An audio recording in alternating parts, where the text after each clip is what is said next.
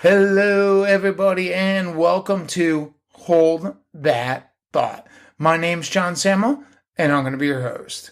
Hold That Thought is a podcast about redesigning the music industry. Over the years, I've had countless conversations about the music business. The majority of these conversations all felt like they were on repeat. The shuffle key was non-existent. I knew in order for everyone to grow, we need to have a more creative outlet. Thus spawn Hold That Thought, an open format that discusses the daily issues of the working musician, talent buyer, and venue owner. We strive to offer an alternative and more creative approach to solving your problems. We hope you enjoy Hold That Thought. This podcast is sponsored by CJS Productions.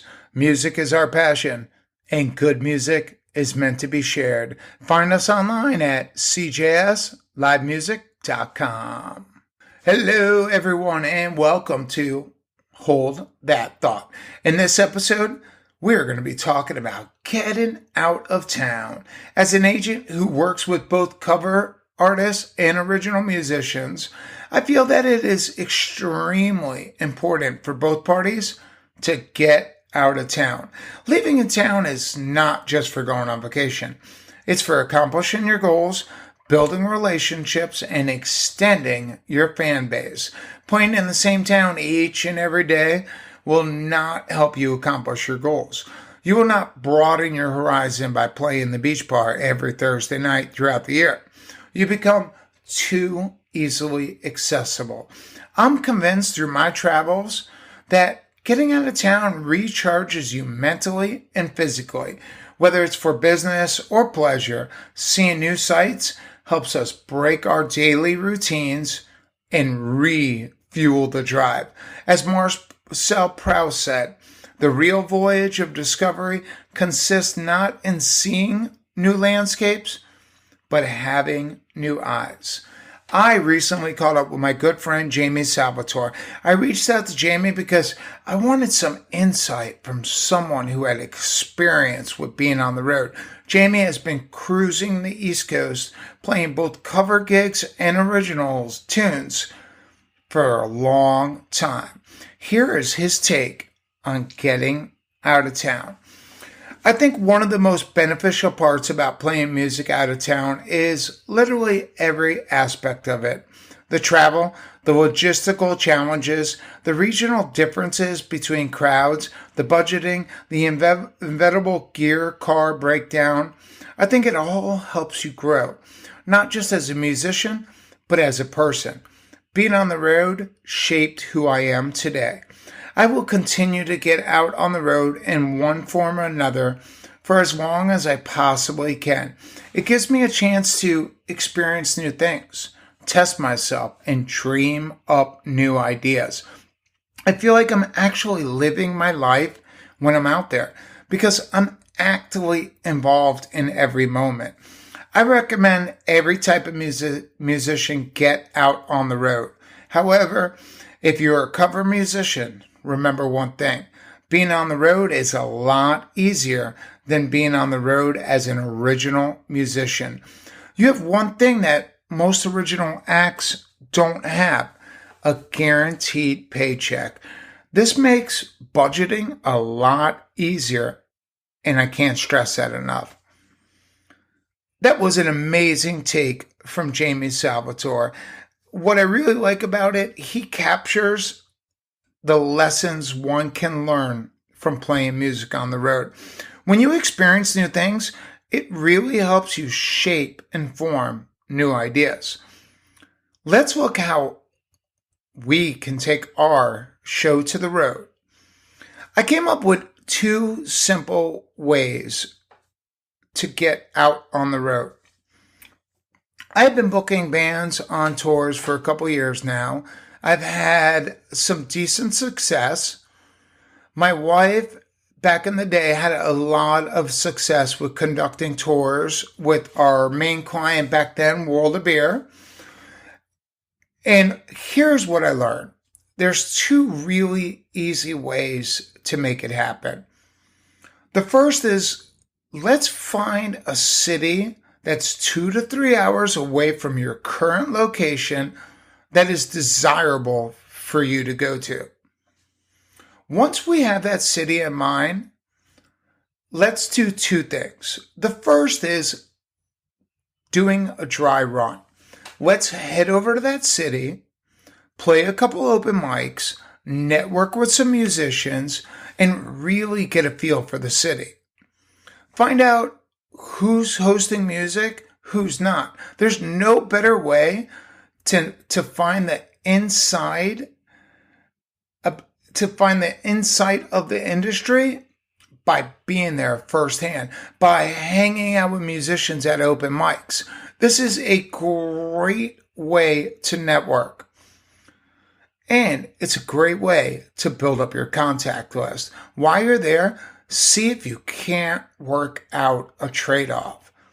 Find a couple guys that you connect with at the open mics and tell them, hey man, could you get me a couple gigs next time I'm in this town?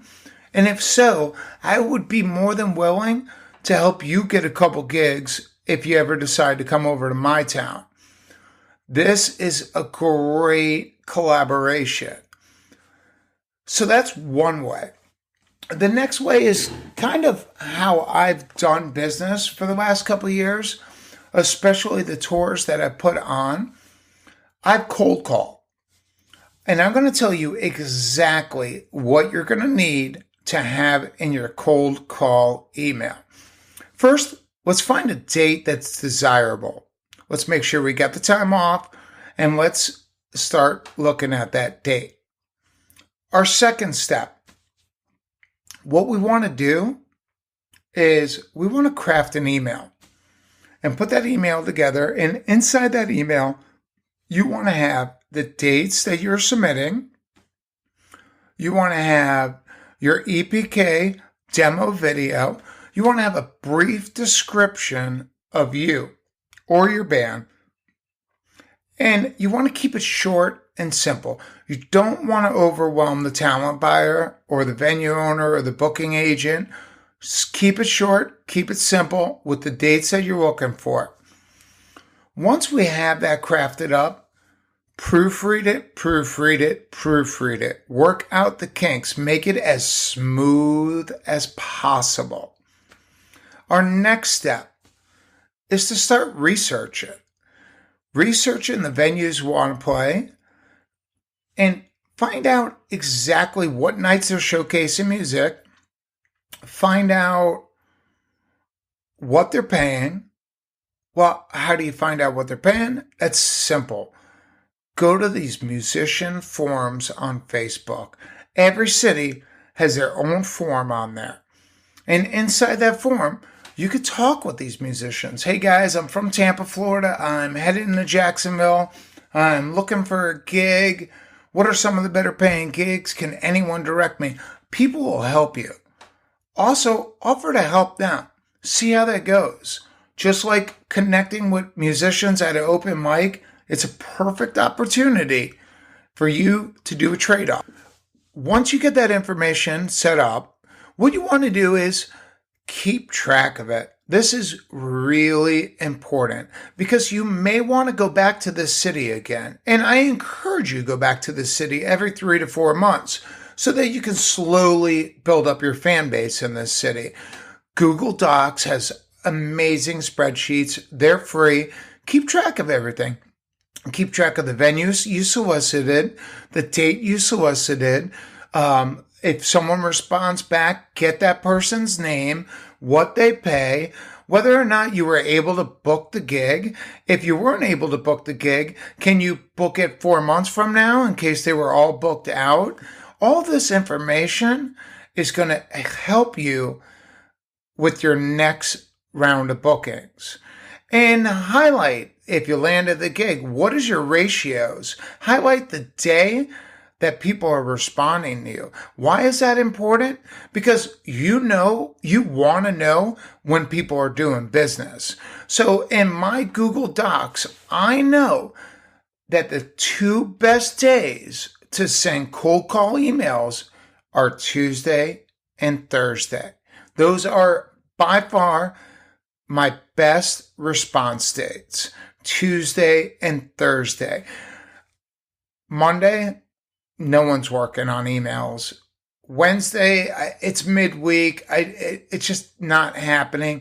Thursday, people are getting work done before the weekend starts. Friday, complete no-show. So Tuesday and Thursday are hands down my best days for cold calling.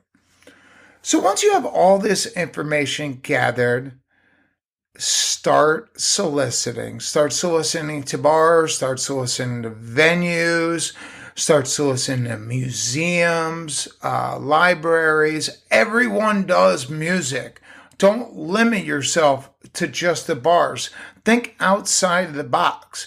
Get a piece of paper. Write down 50 places that you know host music outside of the bars. You'd be amazed what you come up with. In Jacksonville, years and years ago, I was putting on a tour, and the band was stopping to play that night in Jacksonville. I found an art market on the river that had the band play. They did not get paid for this gig, but they got to play their original music, and it was extremely successful with selling merchandise. So there's places outside of the bars that you can go and play and make money. You got to be creative, and you got to look at other ways to monetize your gig. Getting out of town, it can be really beneficial to your career. And I really recommend that you follow back up with it every 3 or 4 months. Go back to that same town. Build your fan base up. Try new cities. What you can learn on the road as an individual, as an artist, as a musician, is only going to better your career. Find other musicians in that city that you can collaborate and network. Make it happen. You're not going to make anything happen playing the same 4 gigs every single week. At some point, you just got to get out of town and refresh yourself. I hope you found this podcast extremely beneficial about getting out of town.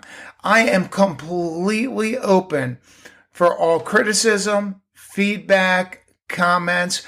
You can email me at cjs1events@gmail.com. You can throw comments in the comments section under YouTube. You can leave a comment on iTunes or Podomatic. I promise I'll take the time to respond to you. And I promise that whether it's good feedback or bad feedback, I'm going to take it into consideration. This podcast is about growing, about moving forward. And I will never grow unless people take the time to give me some feedback. I'm very thankful that you joined us today on Hold That Thought.